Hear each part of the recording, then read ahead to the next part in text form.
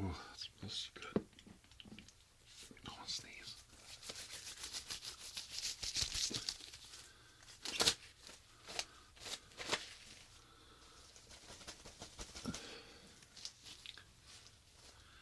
Gloves just aren't my friends today. Hang on, we're going to get to it. Hang on.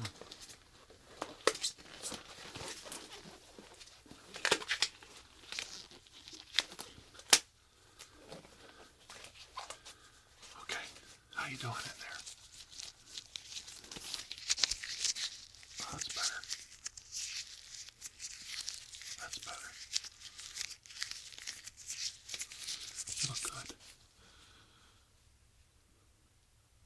Don't worry. Don't worry, I'm a friend. That's right, I'm a friend. We're gonna work on the note together. Yeah. All right. Shh, okay. Hey, come on. I'm tired too. I'm doing everything I can to stay awake right now.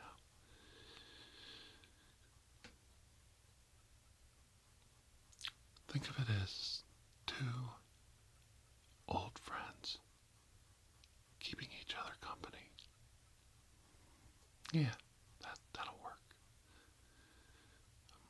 Okay. All right.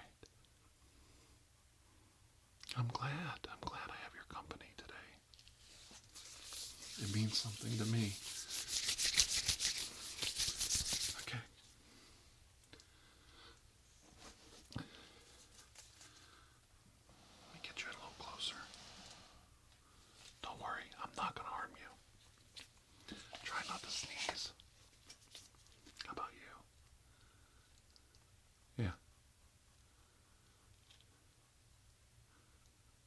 How are you in there? I know. I know.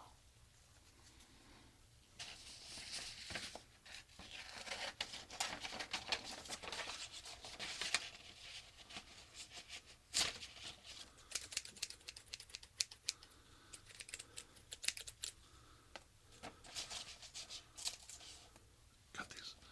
We gotta cut the letters out so we can rearrange the note.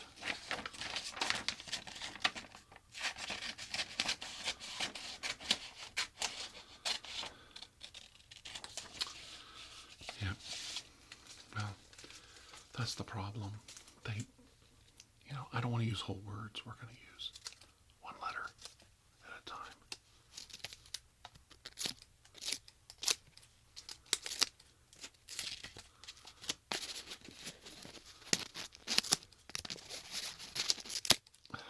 Still.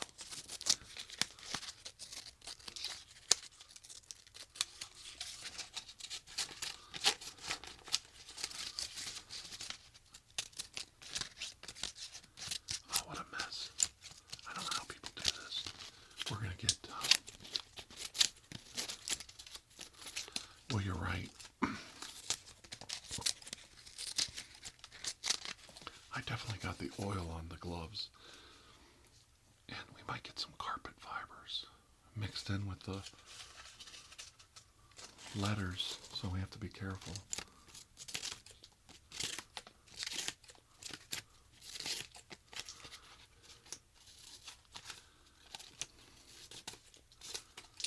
I am here to help you with your note. Now, here's the problem. Do you remember a little book? It was just a little book. Well, he made a couple, but there was one that was very little. And it was called Animal Farm. George Orwell wrote that. And he predicted a totalitarian regime made up of the common people. He was basically telling the analogies of current communist society. There are other books he wrote, like 1984 with Big Brother spying and surveillancing on the population. He was followed by so many dystopian. I'm going to cut the rest of these letters out, okay?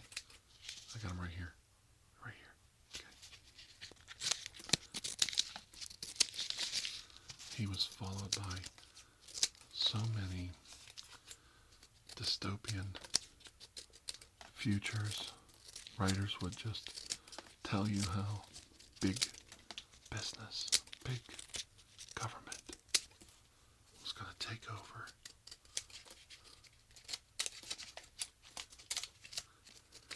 They were going to control us, manipulate us. This is very messy. We got to get the letters right for the note. We're going to need lots of S's and T's. We're going to have to stock up. We're going to have to stock up on S's and T's and W's. Lots of W's. Well, Orwell thought the future was bleak because governments were going to control us. Big business and big government was going to control us. They were going to surveil us, control the economic systems, keep the population in check. Now you got to follow me. Stay with me. This is really important, and the only way I can get inside your mind and free you is if you actually look around and think about it. Now you have to think. Now, I have several people who write to me every day telling me about big business and big government because they have studied, Bradbury, Fahrenheit 451, Aldous Huxley, Brave New World, and Orwell, Animal Farm, 1984, and other works. They've watched and read Vonnegut's books, and they think, here it is. I mean, Big Brother's here. But we're wrong. They were all wrong. They were all contemporary writers writing about the time they lived in. At the time they lived in, the socio-economical systems tried to control the market systems. That created inflation. That created stagnation in markets. It was not a system of supply and demand. Now you gotta stay with me. This is kind of hard to understand. I'm gonna throw some stuff at you.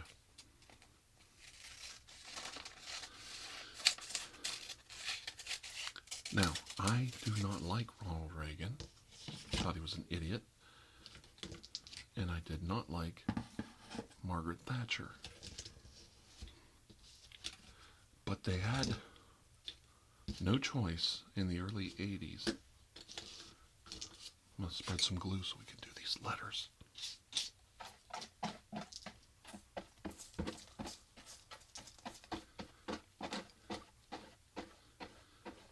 spreading the glue. We got to get this note right. They had no choice by the early 1980s. They had absolutely almost zero control over Western civilization's economic markets, and even less control over their own populations. They immediately went to deregulation and opening up markets through the free market system, letting the market fluctuations, the natural chaotic forces of this economic systems control the economy. And then they tried to work around it, like do things to help or hinder or keep it going. Now,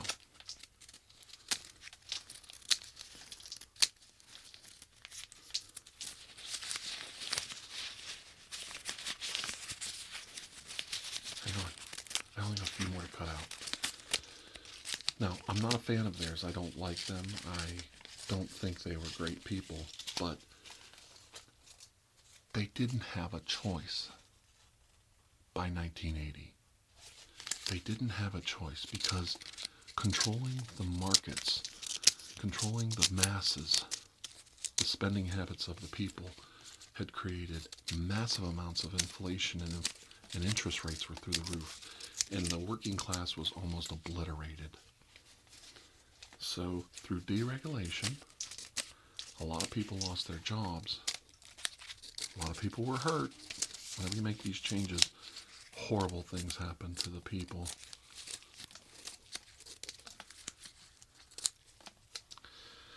But the market started to balance out.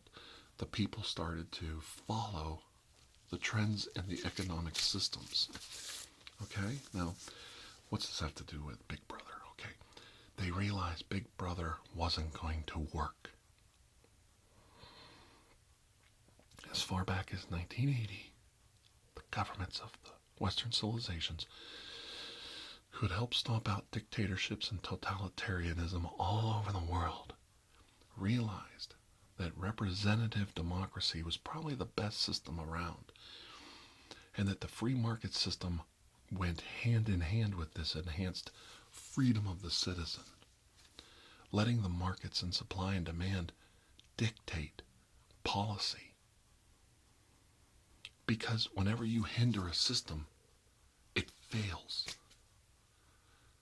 Economic systems, the way people think, the way people buy, the way people spend their money, the way people don't spend their money, the government can't control you.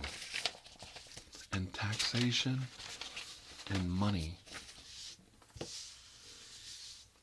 revenue from the people, is the only way these governments can stay afloat. They need a constant influx of cash from the populace. So they have no choice. They have to accept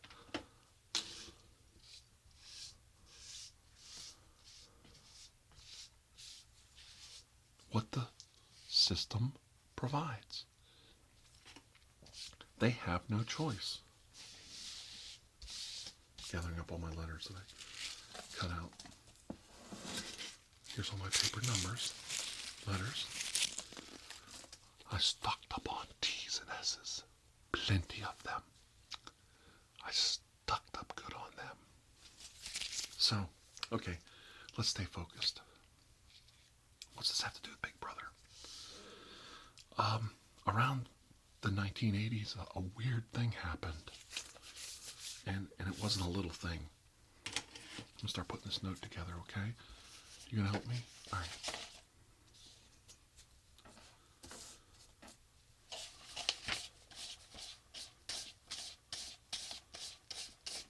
Get some glue on there, start pasting these on here.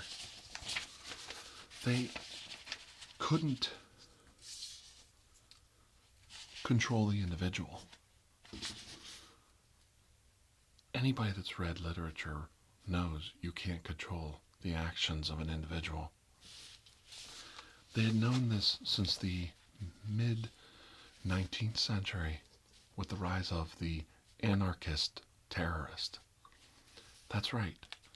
At one time, anarchists were terrorists. They still are. Anarchists believe that government control needs to be removed. They believe that no system of government truly can govern the people properly. And anarchists, to get to the ends of their means, committed horrible atrocities, assassinations all over the world, like the King of Italy when he was assassinated, and then shortly followed by President William McKinley. He was shot point blank in the stomach by an anarchist. Anarchists are very dangerous people because they believe, like a lot of people do, that their ideals, their systems, or lack thereof of systems, of government and control will make the world a better place. They don't ever take the time to read the word, the dictionary, the Webster Dictionary, and see what the word anarchy means. They don't understand how diabolical a system and form of government anarchy could be. That though our systems are flawed, they're currently the best systems we have. And economically, even though they hurt, letting the market dictate the terms. That's like, let me explain this to you. Everybody says buy American, buy American, buy American. But when you have a chance to buy a shirt, do you buy a Union American shirt or do you buy a cheap Walmart shirt? Now don't lie. Do you check the label on your shirt to see if it's a Union label made in the United States, or do you check the price first? Come on, let's all be honest. I will say I try to shop at, like, say, JCPenney's because I think I get a higher quality product. The shirt that I wear for the Dr. Andrew Michaels role plays was a very expensive shirt. I couldn't get a shirt of this quality at Walmart. And it's a Liz Claiborne. Well, Claiborne for men. But it's a Liz Claiborne product. And it's 100% cotton, and it's a wonderful shirt, and it costs around $60. It's very expensive. It is a costume. I mean, it's a costume piece. Now, my tie is a cheap George tie from Walmart. Because the tie is just a tie. It's a black tie. But the shirt, and it's a big 4X. I'm a big monster. I'm an insanely big man. The shirt was made in, can you see it? God. It's made in Indonesia. So even high quality, a high quality product, I couldn't even find it American made. I don't even know if they make shirts in America anymore. I don't know. I mean, I'm sure there are some, but to get the shirt I wanted, I had to go to Indonesia to get it. I'm just saying. And it's a really high quality, nice shirt. So we'll stay focused.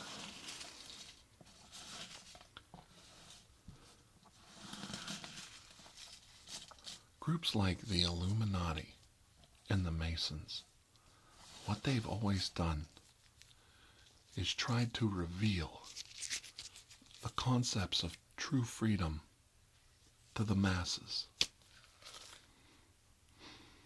They don't want to circumvent our governments. They want to actually help our governments by making them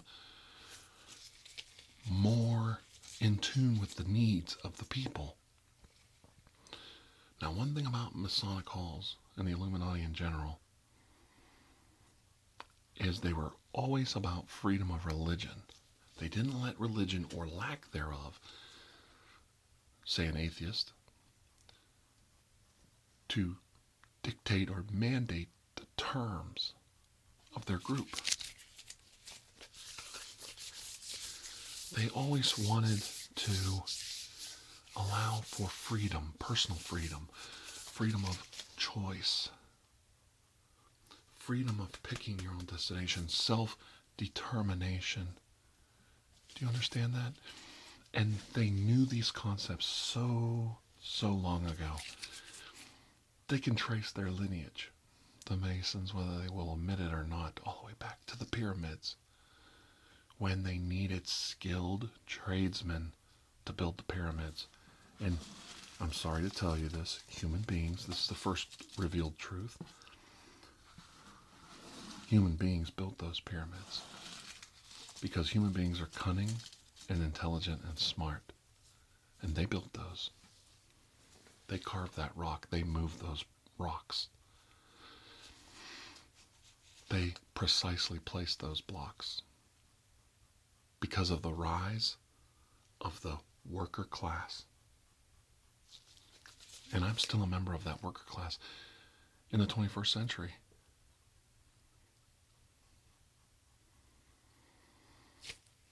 They needed skilled tradesmen to make these pyramids work, and they were generational construction projects. Slave labor could not build these pyramids, and the pharaohs knew it. So they trained up people, the master, the apprentice, the journeyman. So you had the master, the journeyman, and the apprentice. And to this day, the union trades and even non-union trades use those terms, those terminology. You're an apprentice. You're apprenticing under somebody. You're a journeyman. You've proven yourself. You've had the education. We still speak in these same terms that we did thousands of years ago when the worker class was developed. And the pharaohs knew they couldn't accomplish. Everybody looks at the pyramids because they're still standing. But that whole plateau, the whole Giza plateau was developed. Water, irrigation, gardens, clean drinking water, food, markets, churches, temples. Everything was built around the pyramids. Great cities were built around the pyramids. Today you only see the last vestiges, the Sphinx, the Great Pyramids, and some of the other monuments. You don't see the bustling Mecca that was around these areas. The trade routes that were developed, the commerce, all of this to build these great monuments to gods on earth. They were built by working class, free thinking, free to express their beliefs people. There was a man named Joseph. They talk about him in the Bible. And he brought many Jewish craftsmen from the land of Israel to Egypt to facilitate the building of these pyramids. Now, some people don't like getting too religious, but this is more historical. Okay, whether it's true or not, it could be used as an analogy of what we're talking about. So stay on this now. Because it's important. Something happened. Something happened that you have to remember. The pyramids were built, and later generations of pharaohs came along and realized or feared the working class because of the expansion of their rights. People started to believe, come to understand they had inalienable rights. And they wanted more power spread out to the people. And the pharaohs feared this because the pharaohs were to be worshipped as gods on the planet, and they couldn't have these working class people circumventing their authority. They couldn't share the vote. Okay?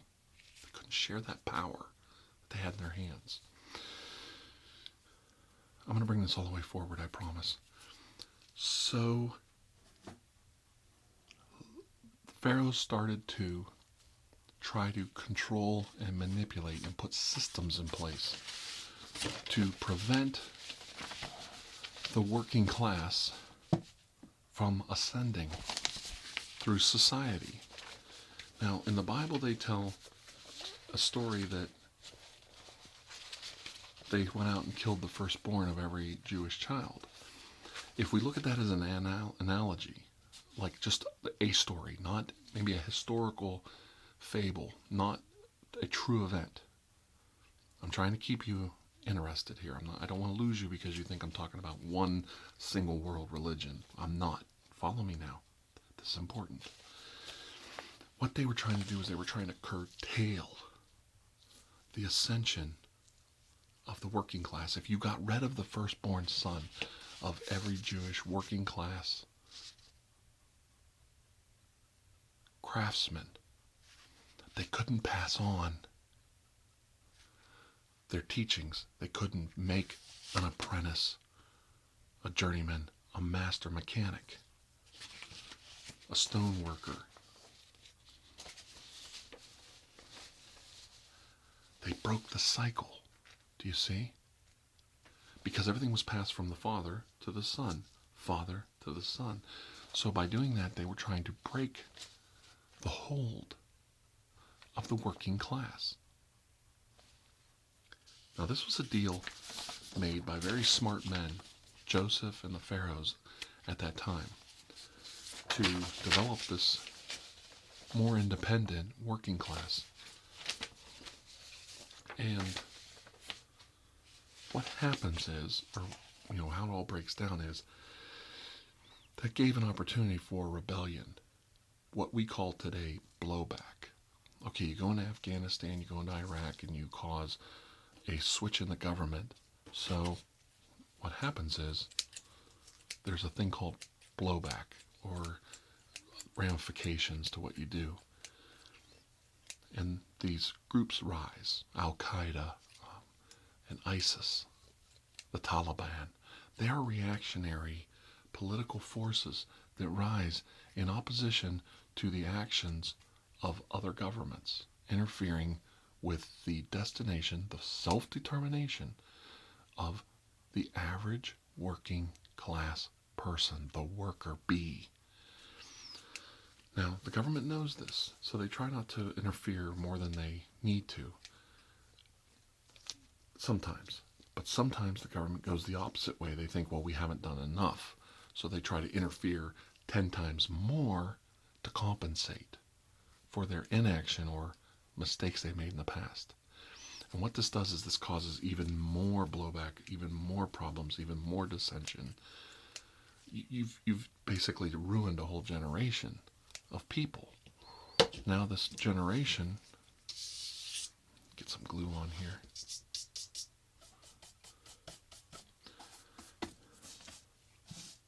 These letters are all over the place. I know. Little bottles keep falling. I'm going to have to move them.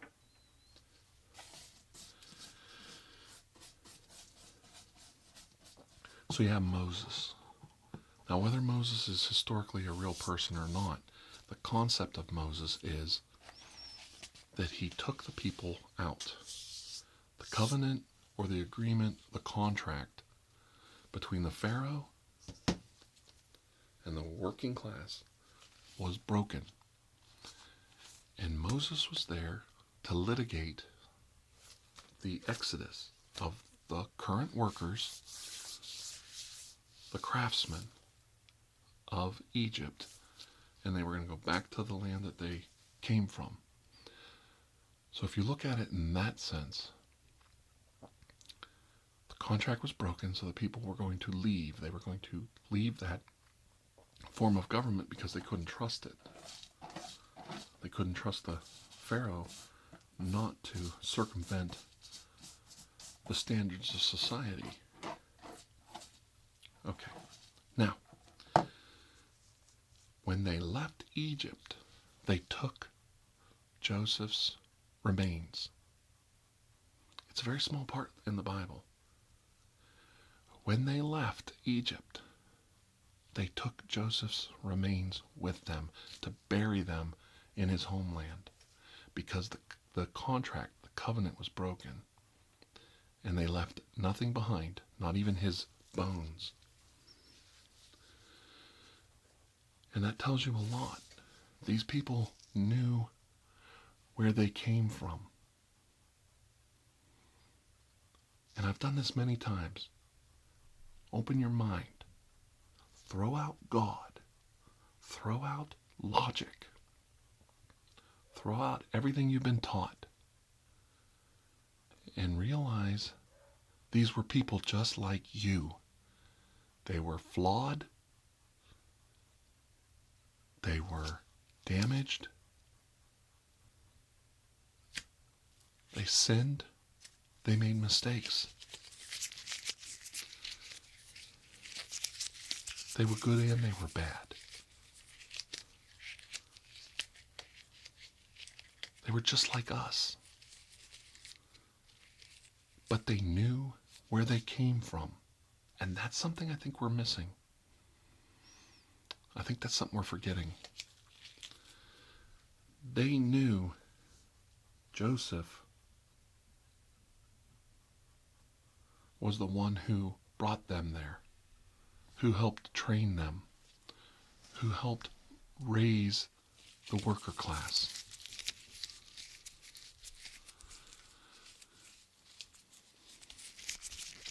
He was the father to all of them, and the father to all these ideals. And it breaks my heart when I think that a few men, just a few men in the history of this planet, have made huge changes, huge revelations, and brought the people up and helped the people. They took the time to make sure the people had the inalienable rights that they deserved. That there was some reason to have children, to instill beliefs in them, to instill values in them. And these people were proud workers, and they knew where they came from.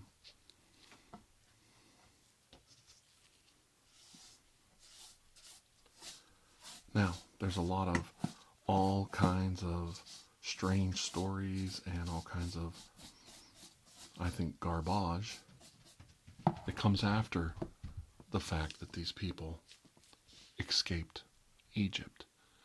But something that carried on for thousands of years was that these people knew that they had to pass on these skills, this education, this learned knowledge, and they passed it on from person to person, generation to generation, from the apprentice to the journeyman to the master mechanic. The stories around the campfires, the stories they would tell their kids at bedtime, the stories they would tell at church. When they went to temple, they would tell these stories. And I think we've gotten away from the stories, the oral histories. I think our holy men have forgotten the tales of the people. I think they have, in this day and age, I'm talking right now, they've forgotten why they even go. They say they go because they want to worship, and they want to worship together with their fellowship.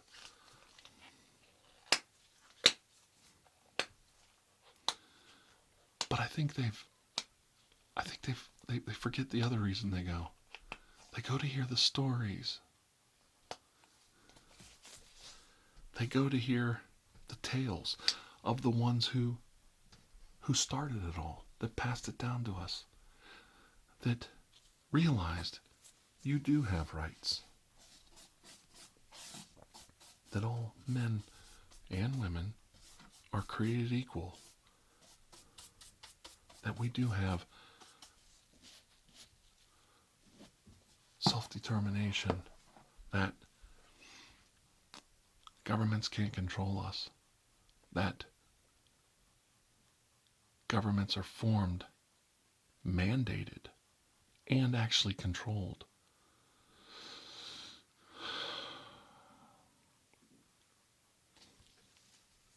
by the people. The people, whether you want to admit it or not, control the government. They control the market systems. They control the oppressive or non-oppressive elements of the world around them through their actions or inactions.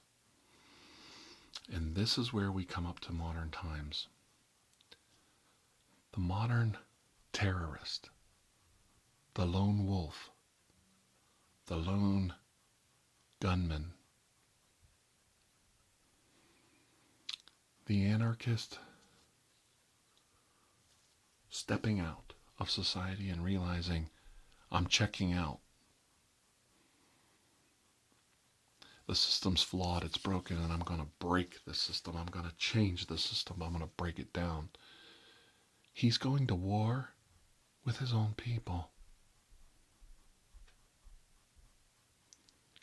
These are not the ideals of your Masonic Illuminati groups of the past. Those groups were inclusive. Inclusive. Let's bring people in. Let's give people the right to speak openly, speak with freedom on their voice, have the right to speak their minds without ramifications. The terrorist, the lone gunman, wants to silence that mentality. He wants to break society. He wants you to live in fear. Fear of him. Fear of the man in the moment who would be willing to kill, to destroy your rights, kill you, and take away your values for his own. I don't know if you can see it. Have I gone too far? Come closer. It's just a zip tie holding your hands.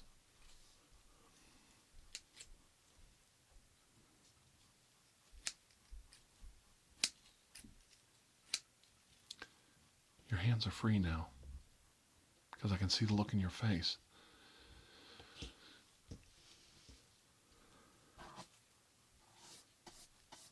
Yeah, I'm still putting the note together.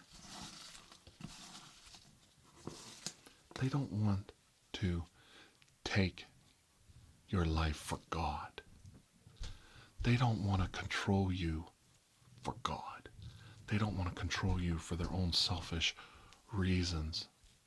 They want to destroy you. They want to destroy you because you chose to be part of the solution of trying to live in a better world. And they want to burn the world down. They don't agree with your ideas. They don't think you have a right to self-determination, to self-government. Now I'm going to throw something at you. I don't want you to be scared. Doesn't matter if it's Spain, Germany, Russia, it doesn't matter. China, all these countries. When you put a dictator in place, you chose that. You, the people, chose that. There is no military on the planet that can stop the masses from overthrowing any government in the world. I'm speaking to all of you right now who are confused, who have been taught the great lies.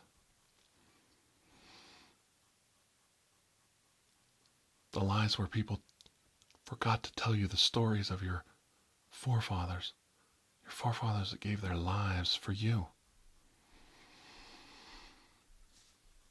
If a system of government is wrong, the people can push it out immediately, and they have. History is dotted. The entire world. One government after another falling by the will of the people. Don't let yourself believe any lies. Oh, the economy's too big. The government's too big. The government's too powerful.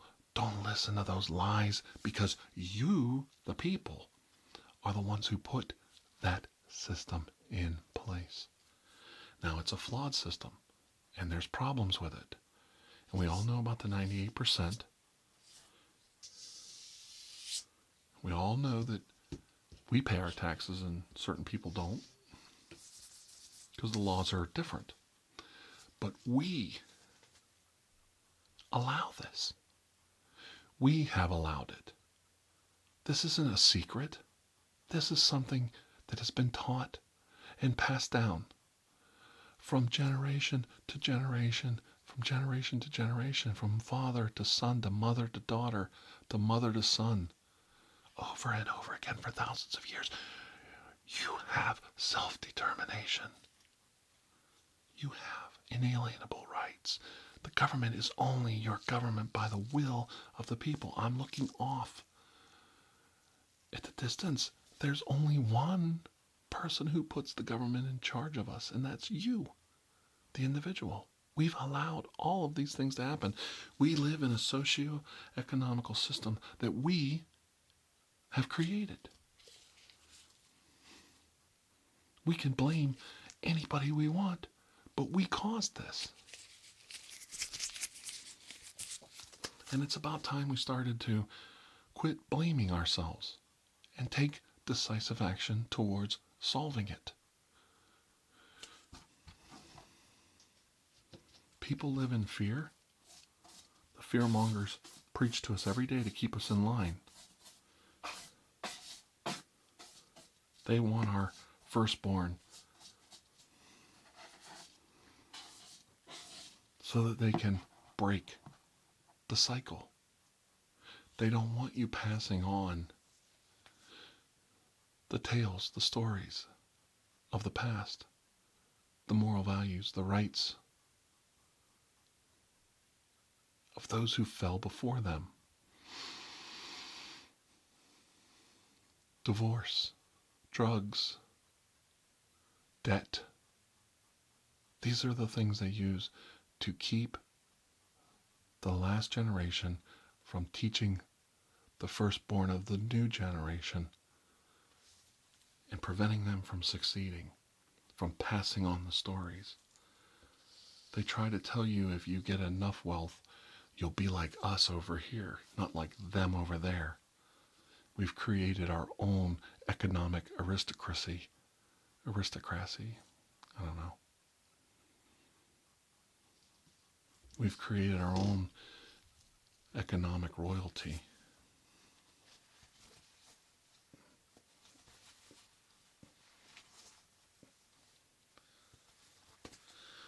And it's time we started to reevaluate our hatreds and our illogical, silly values. I got the note done. Do you want to read it? Okay. Here you go. No, we can change a couple things. We can just paste the we can paste new letters over top and make changes. Here, you can use this glue stick. There you go. Paste right over it with, here's an S and a T, O, P. That's right. Right here. Here's an O. I cut that out a little bit ago out of a McCall's magazine. Yeah. So let's wrap this up.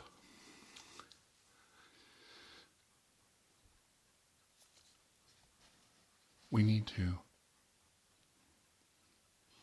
realize we live in the post-1984 world. Orwell would be aghast at the world we live in. Drones, surveillance cameras, information technology recording every cell phone, every dial on your phone, every click of your keyboard, all this information gathered, disseminated to many, many, many departments in your government. The collection of information is so vast and so complex that they can't keep up with the data. The bytes pile up. It's a mountain of data, and they end up drowning in it.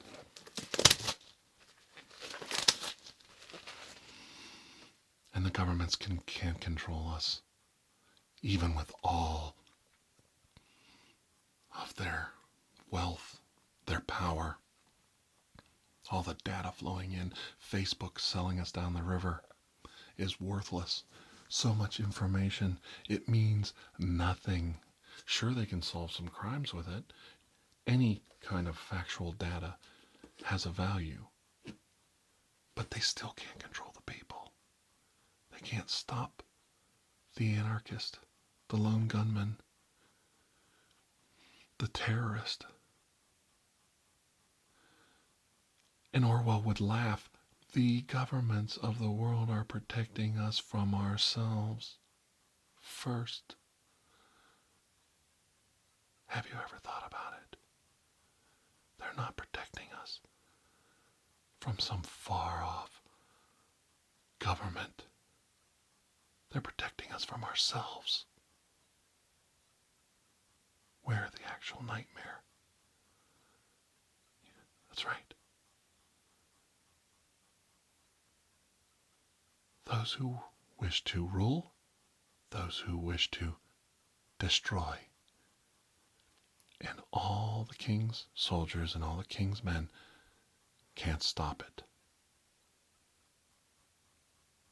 The will of the people dictates the flow of the market systems, dictates the control the government has.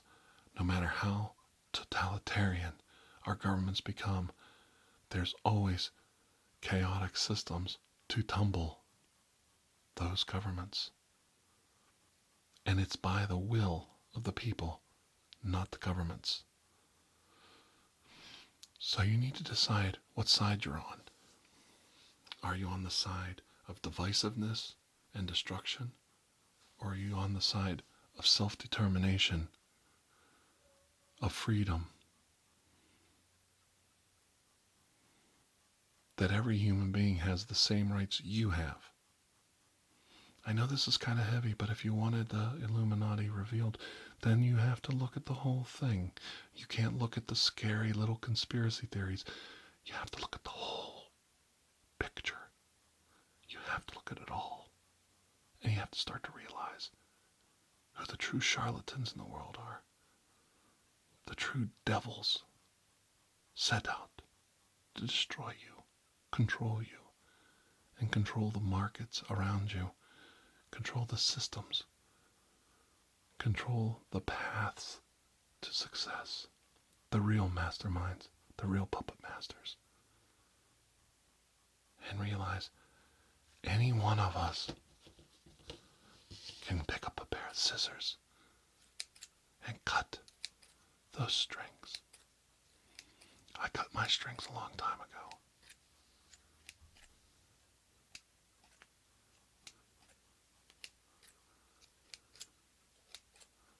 Cut those strings. Think for yourself. Open your eyes. Build a better world around you, for your children, for your family. Don't allow yourself to be controlled. You can do it. Joseph did it. Joseph was just one man. Moses did it. He was just one man. Thomas Jefferson did it. George Washington did it. They're just one man. And then another, and another, and another.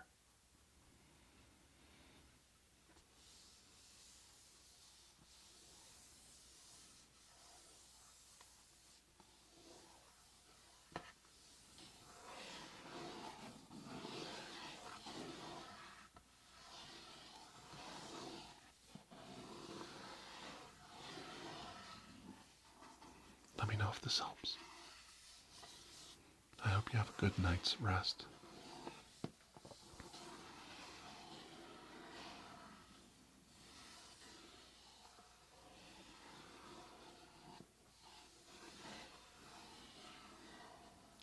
My name is Dr. Andrew Michaels. Until I see you again, may you have a most blessed day.